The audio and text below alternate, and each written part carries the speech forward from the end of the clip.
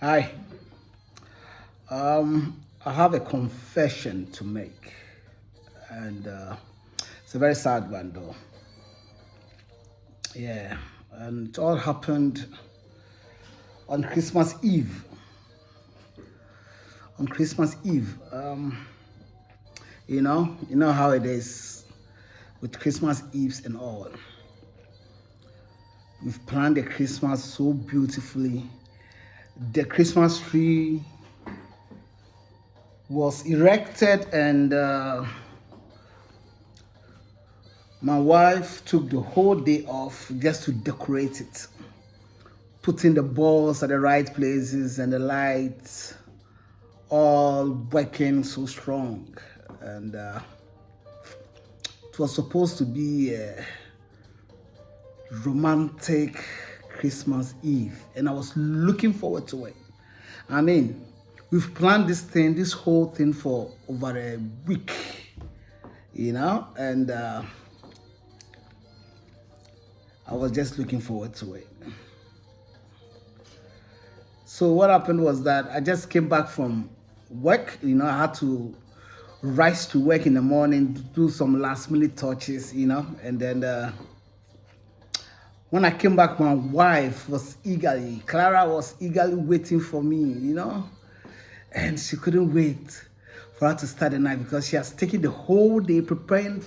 I mean, she bought this big turkey, and it's taking her the whole day to prepare it, spice it up, and the decorations, the table laying, and all that. Everything was so beautifully planned.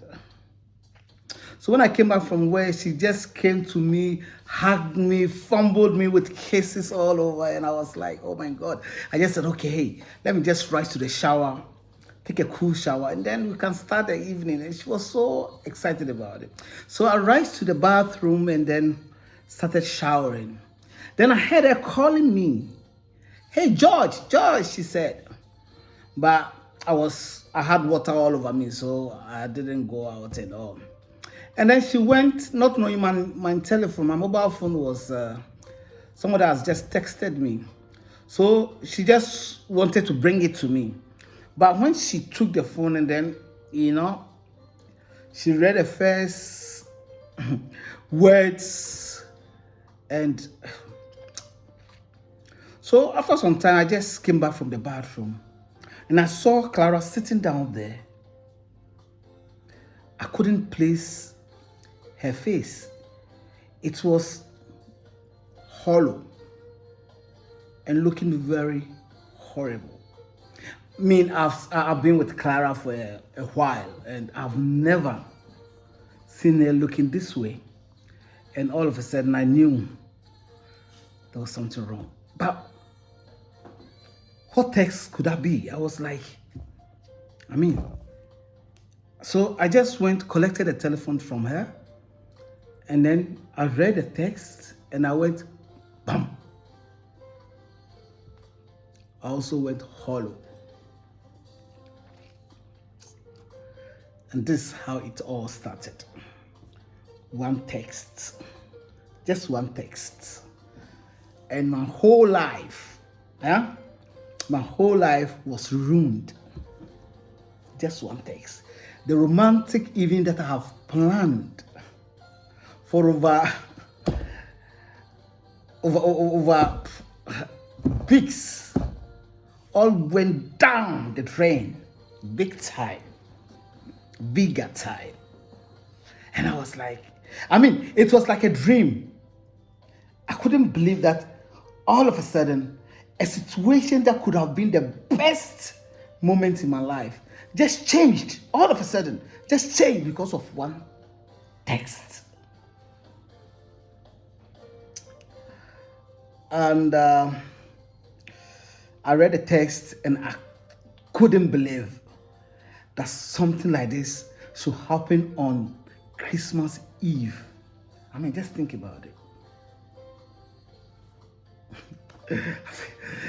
I feel so shy, but I have to tell you the text, otherwise you are not going to get the whole thing. The text was sent to me by another lady. and it's read, "Oh, George, it was so nice having you inside me. Oh, I just can't believe you are no more here to hug me, to hold me. Oh, today has been the best day of my life. I wish you were still inside me."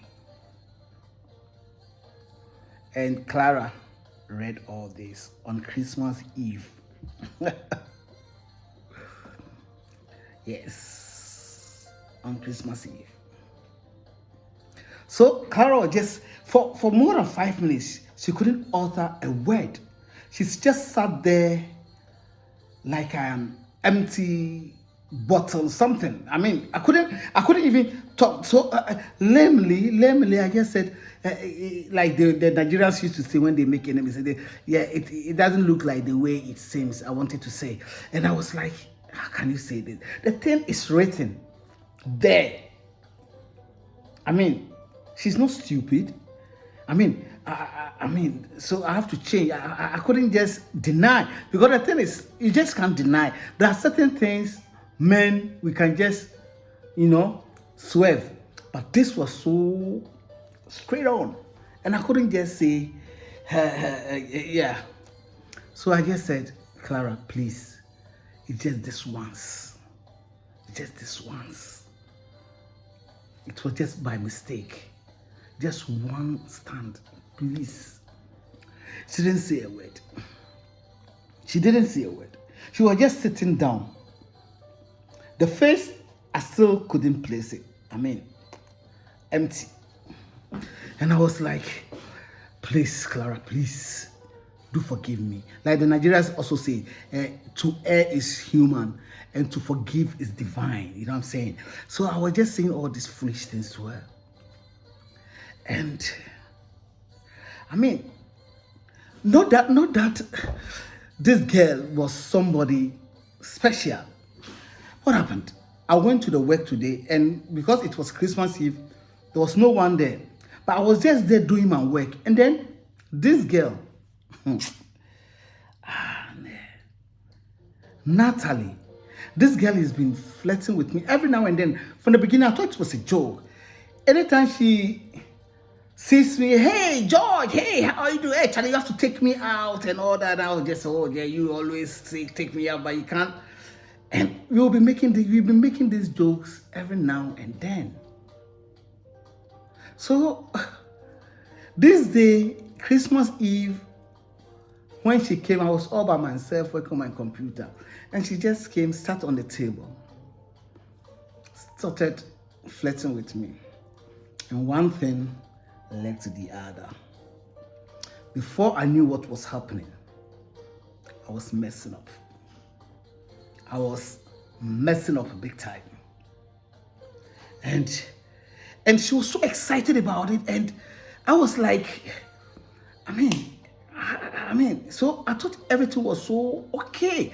It was just one little corner, Nobody saw it. Nobody was at the workplace, and only the two of us. So I just did something, and then I just had to dash out home. Little did I know that this girl, Natalie, was going to call me or send me a text message to ruin not only my Christmas Eve, but my whole life. Think about it. Bible says that by a means of a whorish woman, a man is brought to a piece of bread. Here was I, standing in front of Clara and messing myself up. Just because I couldn't control myself. And I was just trying to tell Clara, please, find a place in your heart to forgive me. All of a sudden, Clara stood up. Oh, gosh. What happened that night? What happened that night was not anything that any man must go through. First, she started screaming on top of her voice. I've heard her scream once or twice, but this one, it took the price. Boy, she just went, get the hell out of this place. I don't want to see your face ever again. Just leave. And I was like, oh my God. And then she rushed. This Christmas tree that we have taken time. We didn't use only 2 days, many days to decorate it. And she finished the last minute touches. She just picked the tree, smashed it against the wall. All the balls were running helter-skelter all over the place. The lights were just rushing all over the area. And I was like, I was scared. And what scared me the most, this turkey that we bought, like this, a huge turkey, that we had wanted to have a romantic evening. She went to the oven, picked this, picked this huge turkey, smashed it hard against the wall. Against the wall, splitting all over the place. And then she said, walk out from this room before I lose it. I couldn't utter any word. Opened the door, just left. It was supposed to be a very romantic evening. I mean, I bought the best of wines, and I mean, how can I mess up so bad? I mean, the thing about Clara was that her father was a womanizer. And before we got married, she told me, hey, George, my father made my mother who she is today. And the mother was a drunkard. I mean, she could drink a bottle of whiskey within 10 minutes. Think about it. And that because the father was a womanizer. So Clara vowed that she will never go through the situation that the mother went. So she finding me like this, like somebody texting me in this strange manner was and I felt sorry for myself. And I felt sorry for her because that's not the way I wanted her to feel about me. You know what I'm saying? But men, we are so damn. Sometimes, look, we do things and we think it is right. Not that this girl Natasha was Natalie was beautiful. I mean, what has Natalie got that my Clara didn't have? Clara had everything. Everything. I mean, she's the type of lady that if you see her, you don't have to, I mean, she's got a breast, the bump is still there. And here was I, messing up with Natalie, who wasn't half of my Clara. What is it with men? I mean, is it that we are careless or we are just there for lust to rule over our lives? Bible says that we should drink water from our own system. But we want to go drinking water from every kind of... and at the end, our lives are ruined. I've been thinking about the story about David. You know, David had so many wives. But yet still, she saw Bathsheba taking a shower. I mean, you can't tell me that all the wives and concubines of David, none of them was equal to Bathsheba. But yet still, David was able to go to Bathsheba. He left all the women behind, and I've been thinking, what is it with men? Were we born to be this, that we shouldn't have only one woman, or are we? I don't know, but my night was ruined. I went outside and slept in my car, and it was cold. We were talking about December.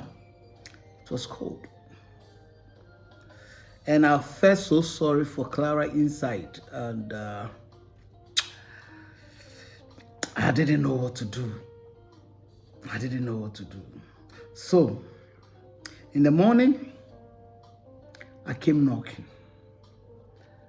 screamed, begged, promised to buy her everything she wanted. Everything. And there was this holidays that we have planned that one day we will make it, and I've never thought of making it. But that night, in the morning, I told her that, hey, Clara, you remember Norway? We have to go to Norway. Hey, I'll make it up to you. This just happened just once, and I'll make it up to you. I begged and begged and begged, and she opened the door. When I entered, I tried hugging her. Cold shoulders. And I don't know whether it was pretense or it was genuine or fake. I don't know. But all of a sudden, her countenance changed. She became a little bit nicer to me, and she even asked me whether I would like to eat breakfast with her. And that scared me a little bit. That scared me. I didn't know what she was thinking and what she was planning. Or was it that the fact that I told her that we would be going to Norway, she was so excited about it? I didn't know. And we even, after breakfast, we even had sex. Although it was a bit, she looked very far away. I don't know whether it was pretense still, because she behaved as if she liked it. And I was thinking that, oh, okay, so maybe, just maybe, she's okay with me. I didn't say anything. So the days rolled and we did what we supposed to. But the funny thing is, Natalie didn't stop texting me. Every now and then, she will text me. She will say funny things that she has never felt the way she felt that day before. And I was like, will she stop texting? So I blocked her so that she wouldn't be able to text me. So we were in the middle of having lunch one day, and then she called me. She called me out of the blues. So I took the phone and told Clara that, oh, Job, somebody's coming from my workplace, so I'll talk to you soon. So I went outside, and then I told Natalie, please, I'm busy and that. And then she said, oh, I miss you. And I also have to say, I miss you too. So I just said, I miss you too. Yeah. And then she asked me, do you love me? I said, you know I love you. While not knowing, Clara was standing right behind me. And she heard that one too. Hey, am I that stupid?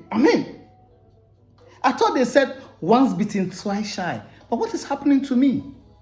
Look at me. Am I that stupid?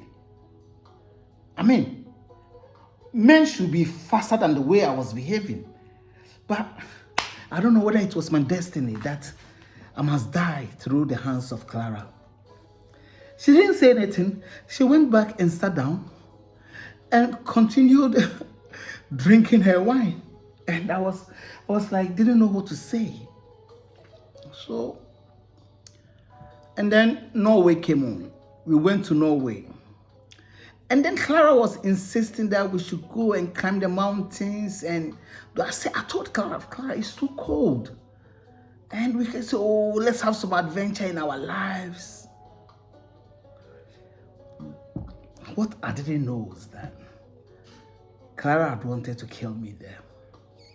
Yeah. She had wanted to kill me.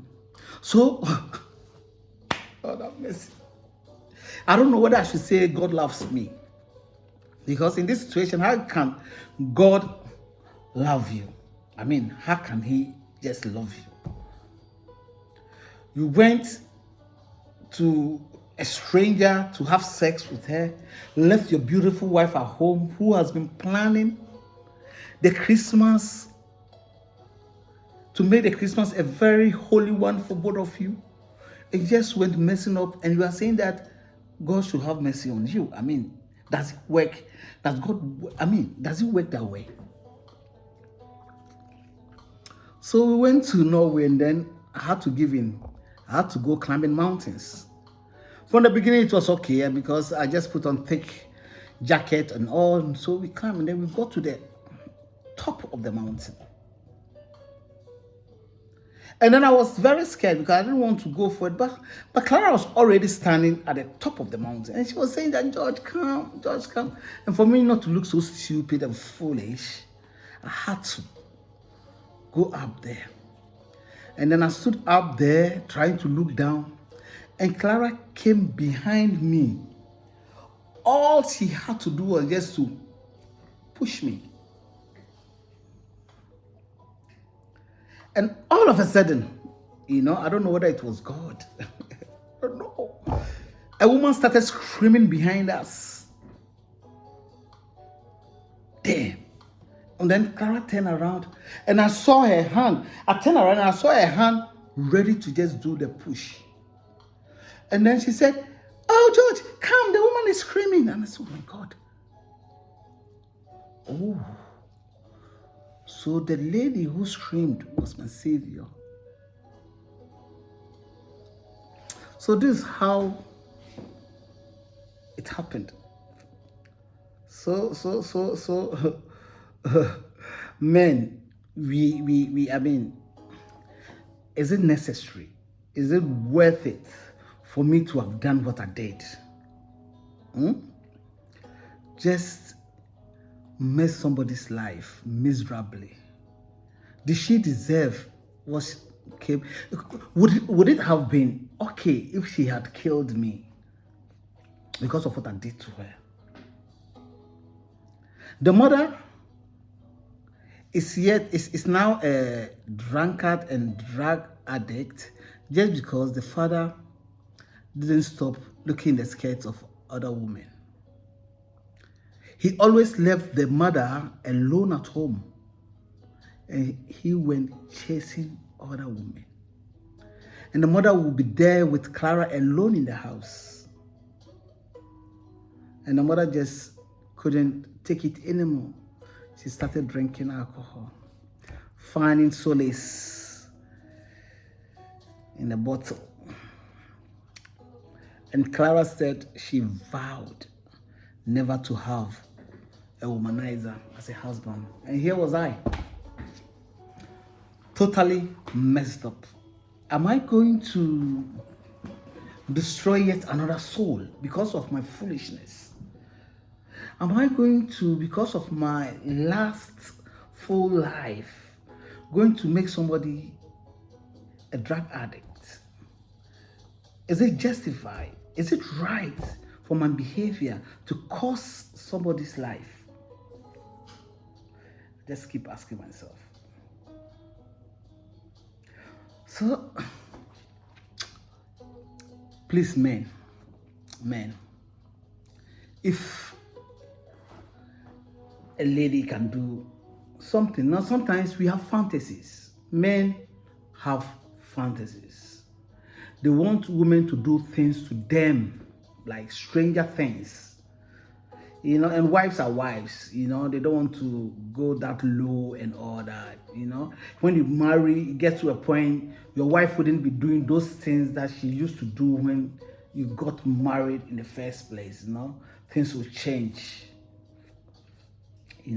So when things change with the wives, then we try to find some kind of alternative, somebody who is new, who will do those things that your wife used to do to you in the beginning. And I think that's what our problem is. From the beginning, maybe your wife will be giving you some hard-on blow jobs, blow jobs here and there, here and there, here and there. You got used to it. And then as time went by, women became women, and then you became so, familiar with things, and then they stopped blowing you the jobs. There's no blow jobs no more. But you miss it. Every now and then you want to be blown, you know what I'm saying? But you don't get it. So when you go out there and you find somebody who can just give you the blow thing, then you really want to jump for it. But hey, it is wrong. Talk to your wife. Talk to your wife. Tell her that, hey, this is what I like. I like blowjobs. And this is what drove me to the arms of a stranger. So please, I don't want to sin. I don't want to go to the arms of any lady. I want to be in your arms. So please, this is what I want. Just give it to me. If a strange woman loves to sit on top of you and it makes you so happy, tell your wife, please sit on top of me. It makes me happy. It will make me stay here. It will make me a liar. But if you don't do these things, and I will be lasting for those things. So please, these are things that we have to learn the hard way. I know many men love to be good men, but sometimes the temptations are so high. And we are, like they say, we're just human, and sometimes we blow it. So what I did was that I called Clara after she attempted to kill me. I called her and I told her that, hey, if I were in your shoes, I would have done the same thing. If I were in your shoes. But please do forgive me. I promise you, from today onwards, my phone will be left with you. I'm telling you that this girl was just one night. And I told her all that happened that day. And we talked about it, and I promised her that day that I will never stoop that low. I mean, it's so shameful. Look at me, a grown-up man, lying, a grown-up man like me. Please, I didn't know what came over me and all that. What kind of life is this? A man should have integrity. You know what I'm saying? A man must have a style. We think chasing women is also a style, but hey, it's shameful. A grown-up man must be a grown-up man. You have to set an example for your kids. You know what I'm saying? So Clara became okay when I put all my cards on the table, became sincere, gave her my phone. There was no more secret between us. Everything was like perfect. And now look at me, I'm still alive. I would have died shamefully. And think about it. Just because of one foolish mistake I did, look at the expansion. Look at the what would have happened. Imagine she had killed me. My family, my parents, my siblings would be crying. And Clara will not going to have it easy because she has killed a human being. And I don't know what would have happened to her. Nightmares. Maybe she will go to prison after if they find out that if she couldn't lie very well, she couldn't even keep a secret. And she tells them that, hey, I killed him because of what he did to me. She'll go to prison. Just because of one foolish mistake. Bible says that by the means of a whorish woman, a man is brought to a piece of bread. Think about it. Men. Let's just be men. It's not when you are kicking it hard that makes you a man. A man must have integrity. And this is what it is. Stay blessed, and I wish you very well in your marriage. I pray for your marriage, that your marriage should be good, that you shouldn't mess up. Don't just mess up, because if you mess up, you are in a mess. I messed up, but hey, God knows my heart. I tried to amend things, and now I'm a better person. I would have died miserably. God bless you, and stay blessed. Subscribe to this channel, and then you always have good stories and good vibes. God bless you. Bye-bye.